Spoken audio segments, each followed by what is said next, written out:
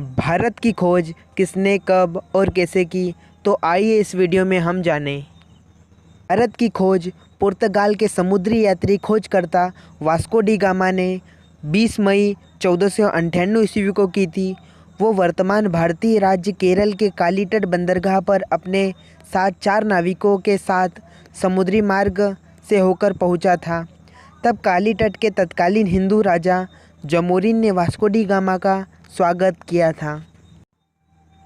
तो सवाल ये उठता है कि क्या वास्को डी गामा के भारत खोजने से पहले भारत का कोई अस्तित्व नहीं था?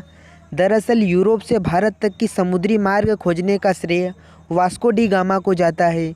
इसी कारण इसे भारत की खोज करने का श्रेय दिया जाता है। इससे पहले कई आक्रमणकारी घुसपैठियों जैसे सिकंदर, मुग़ल, अरब ने लोग भारत आ चुके थे, लेकिन वो समुद्री मार्ग से नहीं आते थे। वो प्रसिद्ध स्थलीय रास्ता खैबर दरगाह से होकर आते थे। दोस्तों, भारत के पास एक वक्त इतना सारा धन और खजाना था कि भारत को लोग सोने की चिड़िया कहते थे। कई बड़े बड़े देश से लोग भारत में व्यापार करने आते थे और यहाँ से खूब सारा धन कमाकर ले जाते थे। भारत अन्य देशों के मुकाबले काफ़ी समृद्ध था। वह कई देशों की नज़रों में आकर्षण का केंद्र था। लेकिन पूछा जाता दोस्तों, पहले और शायद अब भी भारत एक समृद्ध देश है, पर कई चीज़ें जैसे मसाले, सोना, चांदी इत्यादि का उत्पाद भारी मात्रा में हुआ करता था। भारत की खोज हो जाने से भारत अब वैश्वीकरण की ओर बढ़ गया था और पश्चिमी देशों से व्यापार के रूप में जुड़ गया था।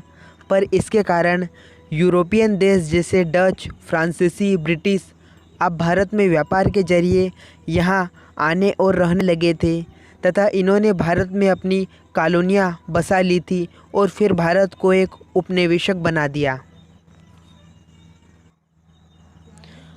अगर हम वास्को डी गामा के बारे में जानें तो वास्को डी गामा उनका जन्म 1460 ईस्वी में पुर्तगाल के सिहिंस शहर में एक रईस परिवार में हुआ था। ये पहले यूरोपियन थे जो समुद्र मार्ग से भारत पहुँचे थे। इन्होंने पहली भारत यात्रा 1497 से 1499 में की थी। वास्को डी गामा यूरोप से एशिया तक समुद्री मार्ग से यात्रा करने वाले पहले व्यक्ति थे।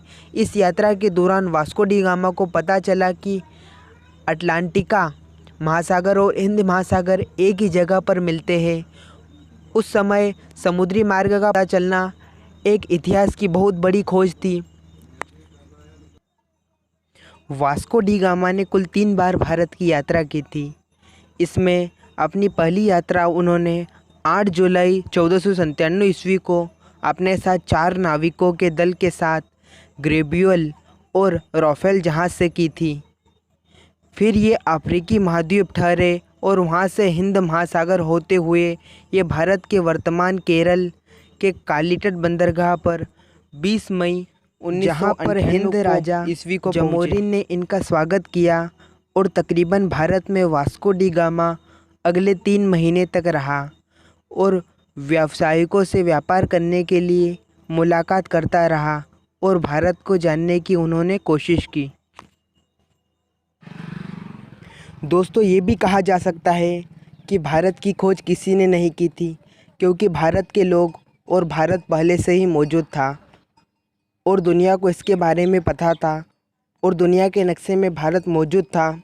वास्को डी गामा ने पहले 20 मई 1998 ईस्वी को वो समुद्री के रास्ते भारत आए थे और उन्होंने उस मार्ग की खोज की थी, न कि उन्होंने भारत की खोज की थी।